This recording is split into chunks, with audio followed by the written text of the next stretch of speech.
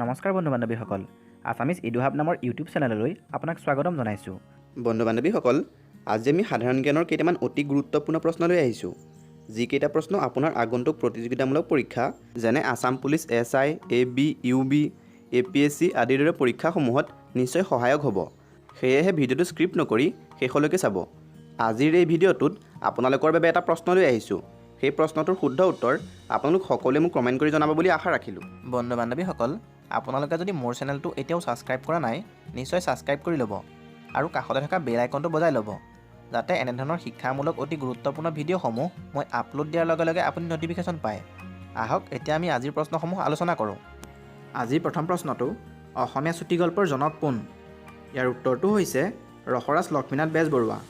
ৰসৰাজ লক্ষ্মীনাথ বেজবৰুৱাদেৱক অসমীয়া চুটিগল্পৰ জনক বুলি কোৱা হয়। দ্বিতীয় প্ৰশ্নটো কোনজন অসমীয়া কবিক বকুল বনৰ কবি বুলি কোৱা হয়?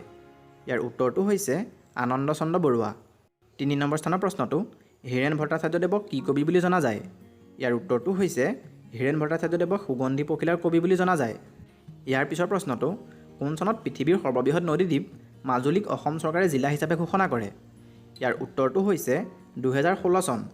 2016 চনত অসম চৰকাৰে পৃথিৱীৰ সৰ্ববৃহৎ নদীদ্বীপ মাজুলীক জিলা হিচাপে ঘোষণা কৰে। 5 নম্বৰ স্থানৰ প্ৰশ্নটো কোনজন শাসকক উত্তৰ পূব ভাৰতৰ শিৱাজী বুলি কোৱা হয়?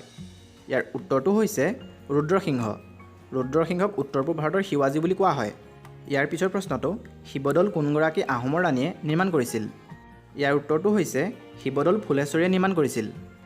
আজিৰ 7 নম্বৰ স্থানৰ প্ৰশ্নটো কোনজন আহোম শাসকে কোচ ৰজা নৰনাৰায়ণৰ সৈতে মাজুলী চুক্তি স্বাক্ষৰ কৰিছিল? ইয়াৰ উত্তৰটো হৈছে চুকাম্ফা। ইয়াৰ পিছৰ প্ৰশ্নটো ৰংঘৰ কোনে নিৰ্মাণ কৰিছিল?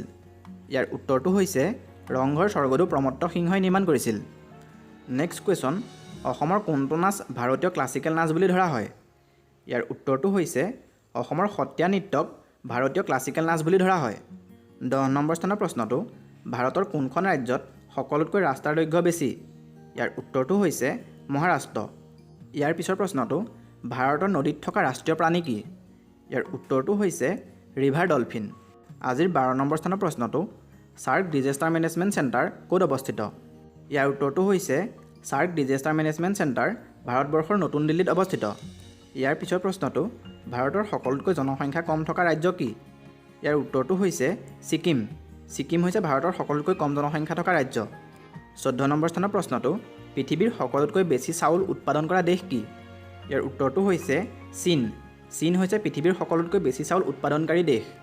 ইয়াৰ পিছৰ প্ৰশ্নটো ভাৰত স্বাধীন হোৱাৰ পৰা এতিয়ালৈকে কিমানখন শিক্ষানীতি প্ৰযোজ্য কৰা হ'ল? ইয়াৰ উত্তৰটো হৈছে 3খন।